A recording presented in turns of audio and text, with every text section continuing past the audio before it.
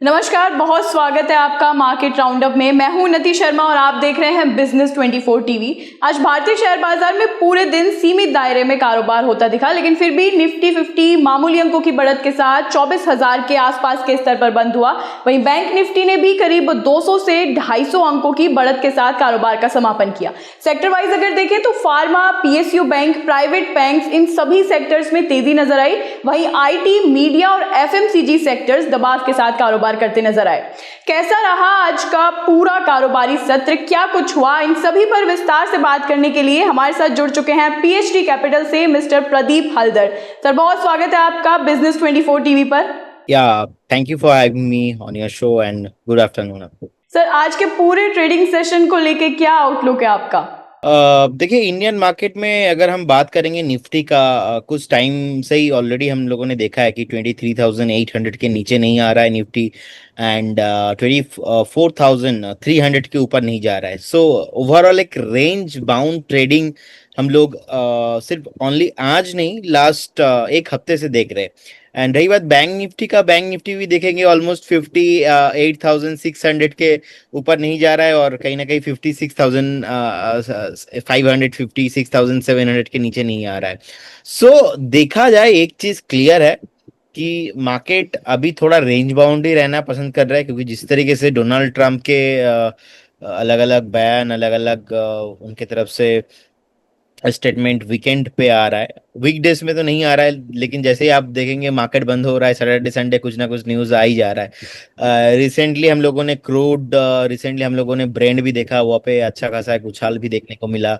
So overall market में एक चीज तो कंफर्म है, मार्केट यहाँ से नीचे जाने के लिए अभी रेडी नहीं है, लेकिन मार्केट मुझे लग रहा है कि it will take some time और एक हफ्ता लग सकता है मैक्स टू मैक्स, लेकिन जैसे ही 24,300 एंड अबव क्लोजिंग मिलता है तो आपको यहाँ पे शार्प एक रैली 24,700 तक शॉर्ट टाइम में आते हुए दिखाई देंगे। सो ओवरऑल एक रेंज बाउंड है अभी इंडियन मार्केट चल रहा है, लेकिन stock specific and sector specific rally यहाँ पे मुझे लगता है कि ये कंटिन्यू रहने वाला है। तो ओवरऑल मार्केट में रेंज बॉन्ड अभी हमें देखने को मिल रहा है, लेकिन टेंशन ये नहीं है कि इससे नीचे मार्केट जा सकता है। सर, सेक्टर वाइज अगर मैं पूछूं तो सेक्टर वाइज क्या परफॉर्मेंस अभी आपको नजर आ रही है? देखिए, सेक्टर वाइज निफ्टी, फार्मा, अगर ओवरऑल हम देखेंगे कि जब भी ऐसे अनसर्टेनिटी होता है बेसिकली, तो लोग ना ज्यादा कुछ भी एग्रेसिवली बिहेव नहीं करते, because stock market is all about peoples behaviours.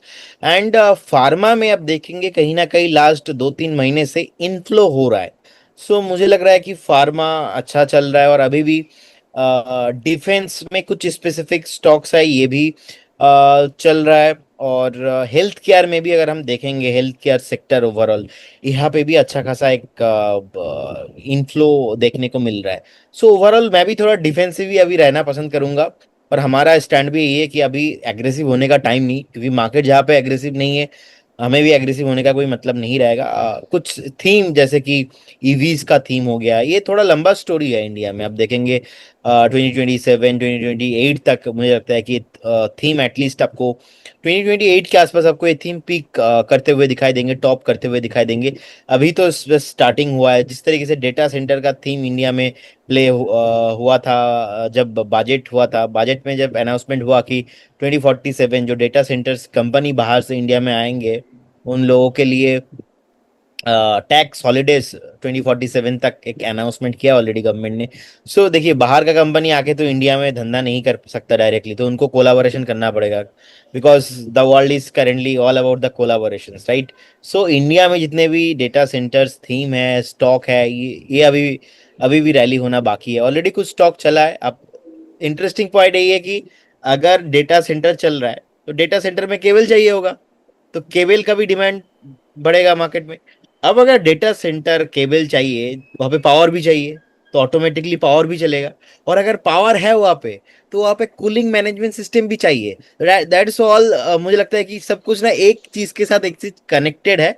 तो मैं ऐसे देखता हूँ ओवरऑल कुछ स्टॉक है, कुछ सेक्टर है जहां पे मुझे लग रहा है कि मूव अभी भी आना बाकी है जी। ठीक है, तो सेक्टर वाइज परफॉर्मेंस बदल सकती है, कुछ सेक्टर्स में मूव अभी भी आना बाकी है। सर, आज के ट्रेडिंग सेशन की सेक्टर वाइज हमने बात कर ली। कल के ट्रेडिंग सेशन के लिए अगर मैं पूछूं तो निफ्टी और बैंक निफ्टी में क्या नए लेवल्स निकलते नजर आ रहे हैं? ये मुझे लगता है कि न्यू कोई लेवल है नहीं अभी बाजार में। 24,250 इसके ऊपर जब तक नहीं जा रहा है फ्रेश बाई नहीं करना चाहिए। एंड 23,800 इसके नीचे नहीं आने पे आपको शॉर्ट नहीं करना चाहिए। सो ये रहेगा निफ्टी का level. Range bound trade only for option writing में हेल्प किया जा सकता है। ऑप्शन अगर हम ऑप्शन में भी पोजिशन कुछ बिल्ड कर रहे तो विथ हेजिंग प्रॉपर प्रोटेक्शन लेके हमें काम करना चाहिए। और निफ्टी बैंक कहीं ना कहीं कंपेयर टू द निफ्टी मुझे स्ट्रांग लग रहा है। एक बार अगर एक डीप मिलता है 56,900 57,100 के आसपास, तो निफ्टी बैंक हम बाई ऑन डीप करके जा सकते हैं।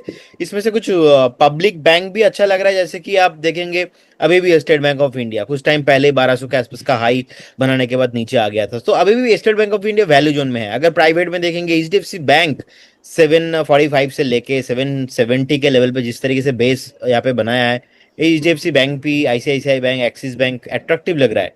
रिसेंटली आईडीबीआई बैंक का भी आप देखेंगे जिस तरीके से प्राइस एक्शन यहाँ पे हो रहा है, मुझे लग रहा है कि ये सारे चीज आपको रडार पे रखना चाहिए नेक्स्ट 1-2 दिन के लिए। तो चलिए अगले ट्रेडिंग सेशन के लिए बैंक निफ्टी आप रडार पे रख सकते हैं। सर कल के ट्रेडिंग सेशन के लिए कोई टॉपिक्स हैं आपके पास? जी देखिए, क्योंकि हम ऑलरेडी बैंकिंग स्टॉक को लेकर डिस्कशन कर ही रहे, तो एक बैंक है कि I am from also Kolkata, and Kolkata से भी एक प्राइवेट बैंक है, वो है बंधन बैंक। बंधन बैंक का जब जो फाउंडर थे चंद्रशेखर घोष जी, उसके बाद new MD and CEO appointment हुए लास्ट ईयर प्रतिम सेनगुप्त। तो जब देखेंगे बैंक जब लिस्टिंग हुआ था, लिस्टिंग होने के बाद लास्ट 6 साल में ओवरऑल 6% भी रिटर्न इन्वेस्टर्स को नहीं मिला। लेकिन रिसेंटली मैं ऑब्जर्व कर रहा था, अभी 1-2 घंटा पहले ही चार्ट रीड कर रहा था मैं, आप देखेंगे ऑलमोस्ट अगस्त एंड जुलाई 2024 के आसपास का एक टॉप बना था 210-212 के आसपास, एंड एग्जैक्टली आज के टाइम में 210 के ऊपर सस्टेन हो रहा है बंधन बैंक।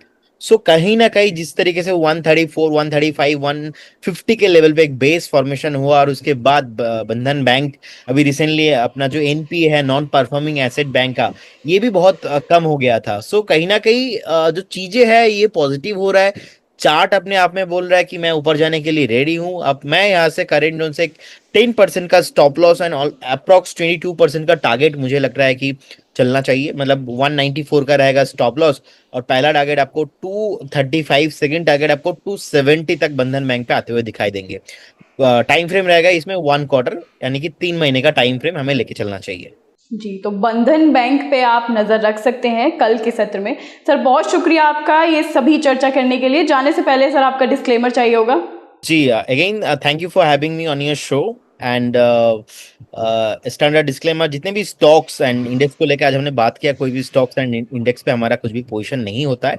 कुछ क्लाइंटों के पास पोजीशन हो सकता है, no conflict of interest from my side and my company side, and registration granted by SEBI, membership of BSE, certification from NISM is no way guarantee performance of that intermediary or provide any assurance of return to the investors. बहुत बहुत धन्यवाद, have a good day. इसी note पर market roundup को यहीं समाप्त करेंगे। आगे भी बिजनेस से जुड़ी हर छोटी बड़ी अपडेट और गाइडेंस आपको देते रहेंगे।